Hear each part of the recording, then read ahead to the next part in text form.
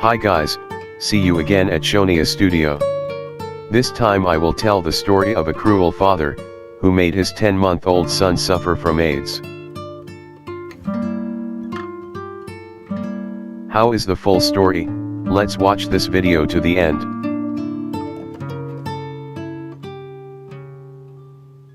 This story begins with a man named Brian Stewart. Brian works as a phlebotomist, or medical officer who in charge of taking the patient's blood. Brian Stewart works at Barnes Hospital in St. Louis, state of Missouri, and work at night. He is skilled at using butterfly needles to draw patients' blood. If fellow phlebotomists have trouble finding a patient's vein, they always turn to Brian for help. And with Brian's finger touch, immediately found the vein. Besides being known as an expert and competent phlebotomy, Brian is also known as a man with a neat appearance. Compared to his other colleagues, the shirt and leg trousers he wears are always iron smooth. Before working at Barron Hospital in St. Louis, Brian had joined the American Army as a medic, and served in the Middle East, during the Gulf War, while attending military medical training in Missouri. 1990 Brian met Jennifer Jackson, a woman who has one child. They then dated and even had time to plan to get engaged, even though the plan was never carried out. Their relationship was not smooth. The nature of the phlebotomist was unpredictable. Sometimes he was gentle and caring, but other times he hit and slapped Jennifer. When Jennifer was pregnant, Brian Stewart looked happy. Before the man left on duty to the Middle East, he and Jennifer agreed that their child would be given the last name Stewarts, after Brian.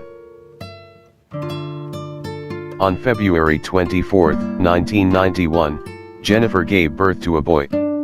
Brian, the father, faithfully calls from the Middle East to ask how Jennifer is doing, and the baby, who was named after his father, Brian Stewart.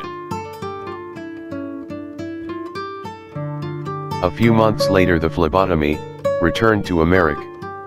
He looks happy to have a son, but unfortunately Brian and Jennifer's relationship is not harmonious.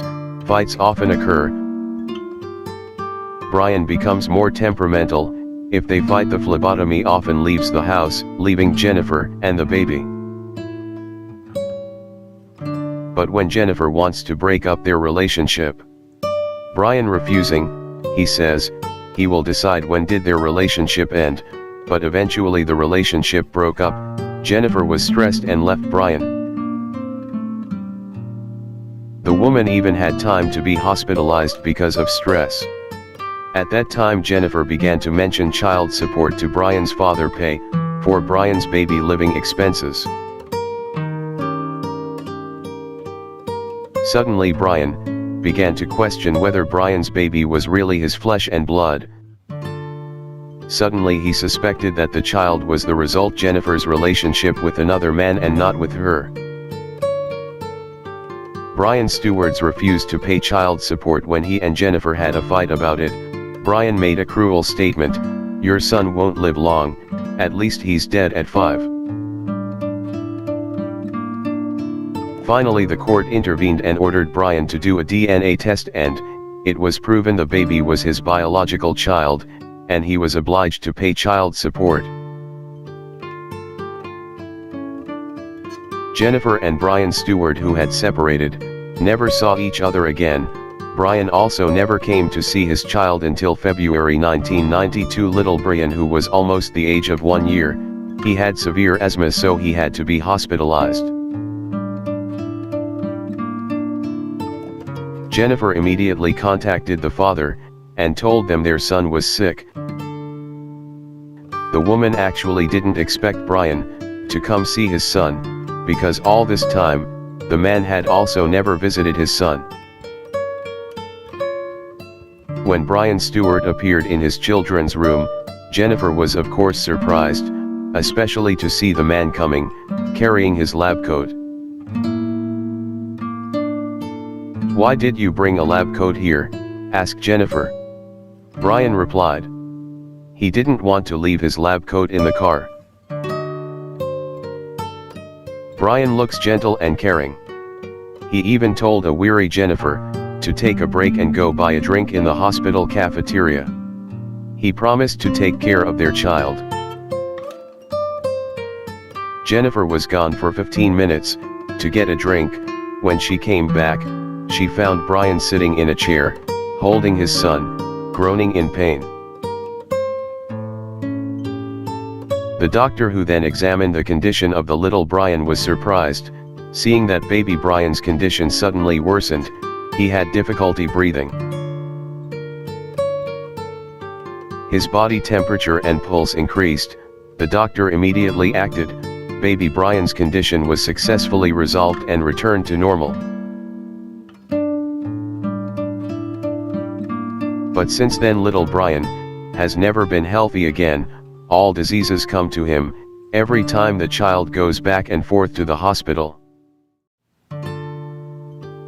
Doctors do various checks, tests and treatment, but still confused about what really happened to little Brian. Some time passed. Little Brian remained sickly.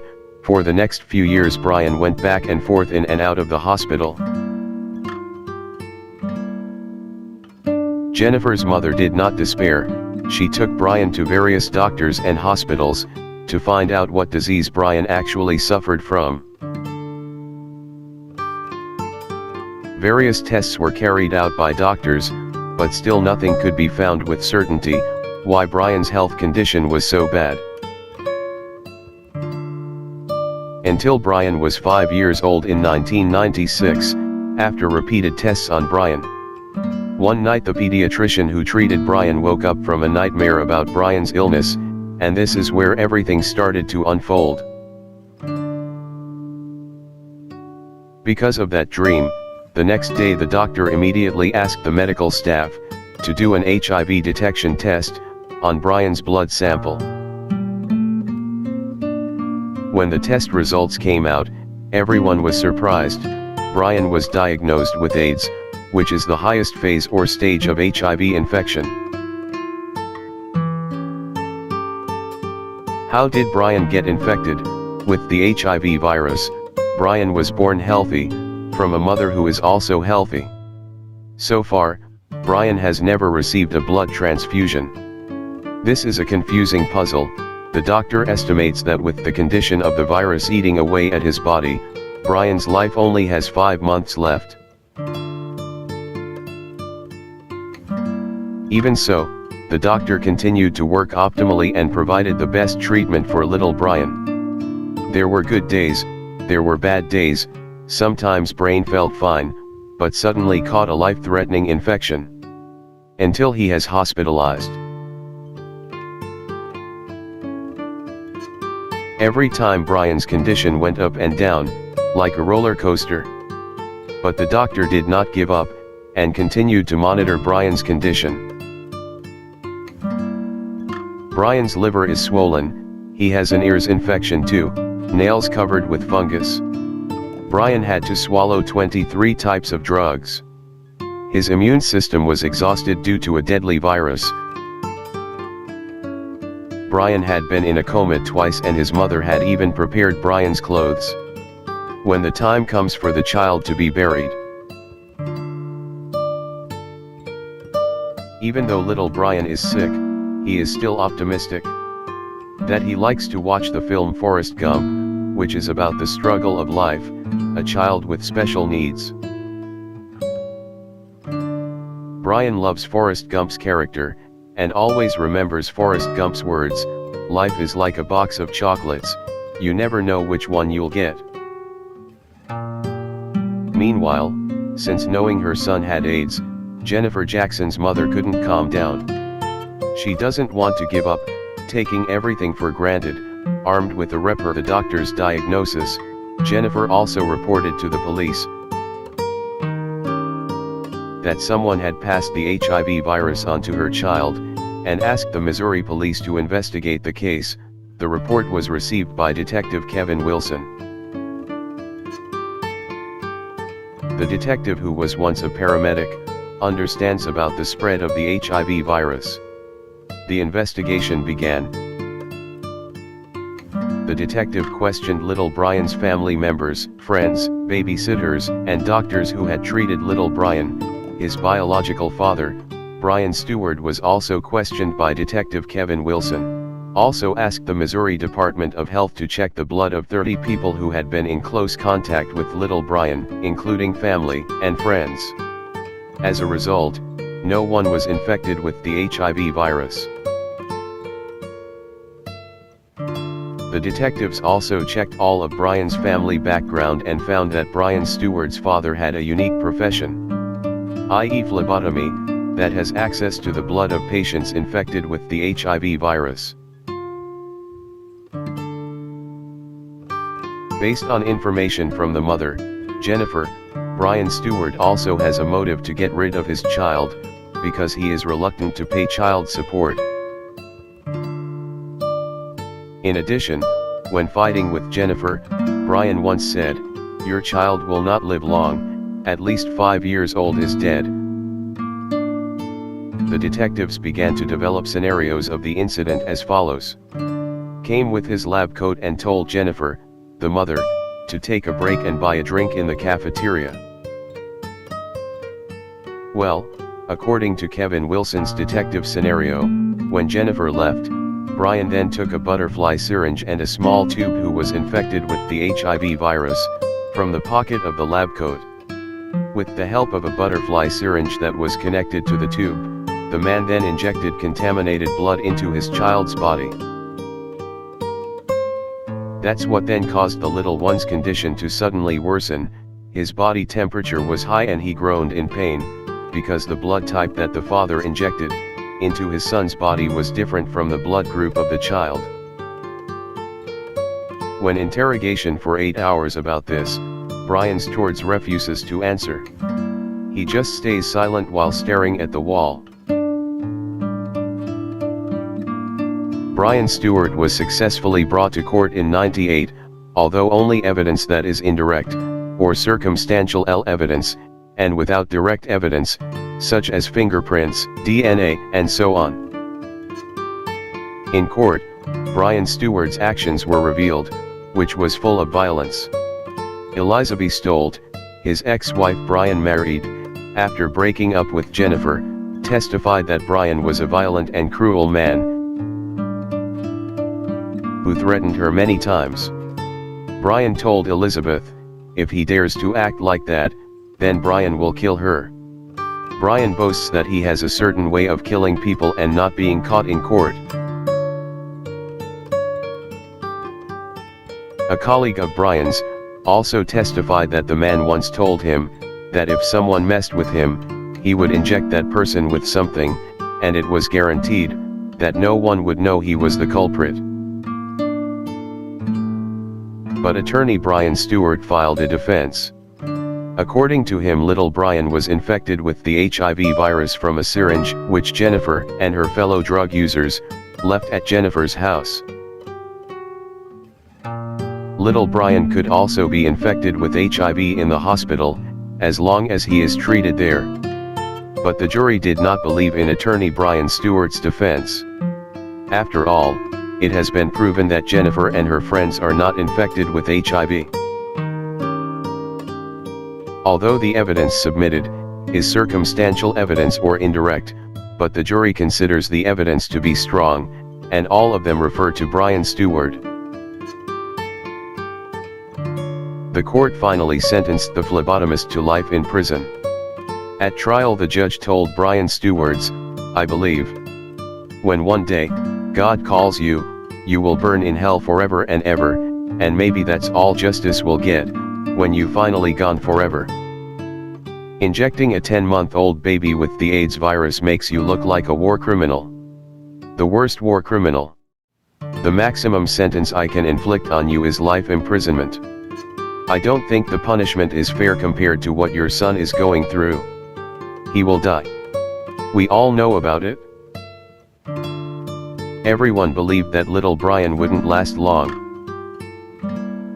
But humans are only humans. with all his opinions and predictions.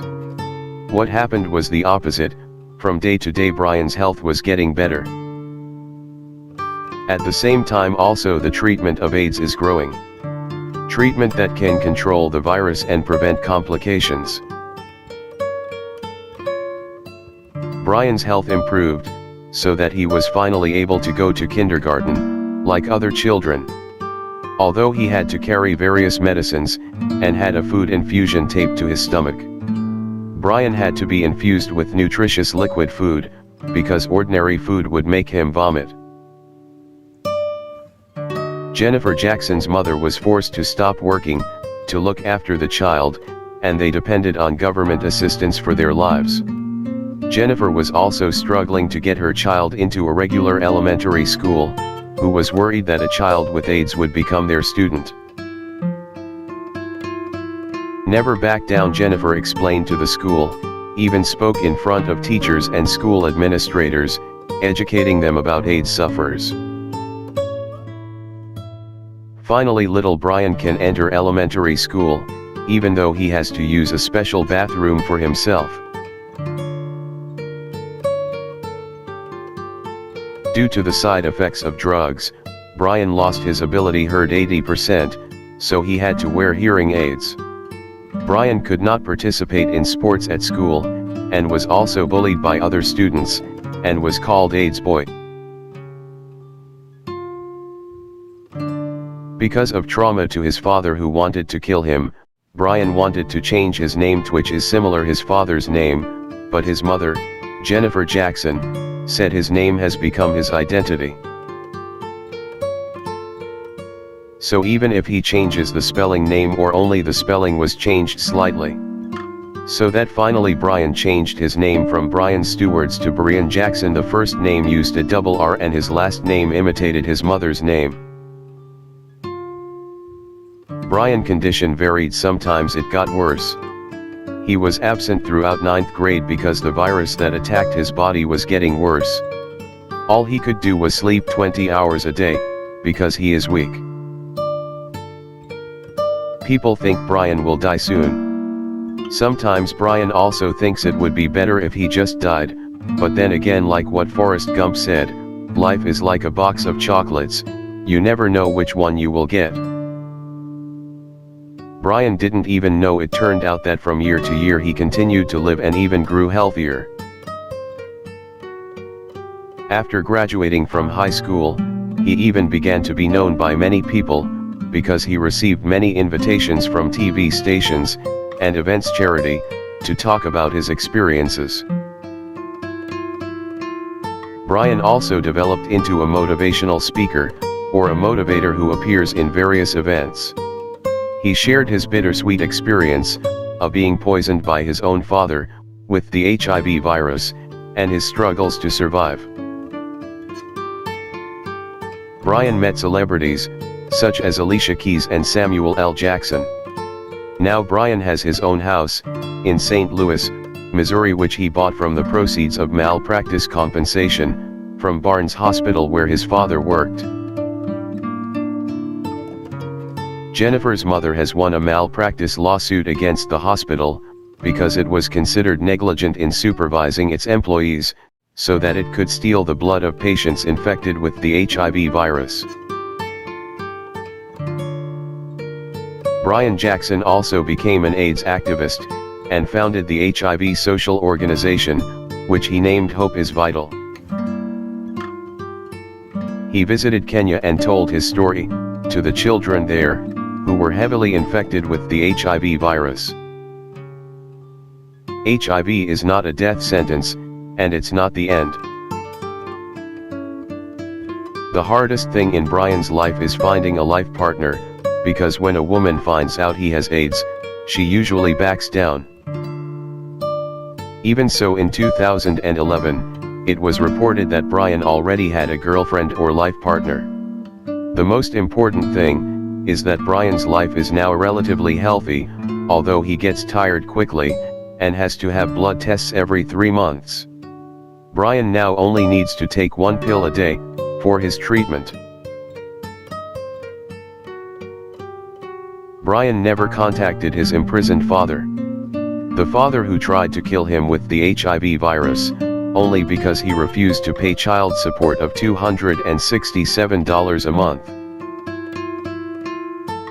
Life is like a box of chocolates, you never know which one you will get. Brian, who was sentenced when he was 5 years old, only had 5 more months to live, is now healthier and has reached the age of 30. And is known as a motivator who appears everywhere, while the father, the ever-thinking Brian Stewart, had a great idea of killing people, and trying to kill his son, by lethal injection, probably did not expect his crime to be exposed. And his life ended forever behind iron bars. Even so, the phlebotomy, Brian Stewart still insisted, he was innocent, and did not know why his son contracted the HIV virus. That's all for my story. Don't forget to like, share and subscribe to the Shonia Studio channel. See you in another story.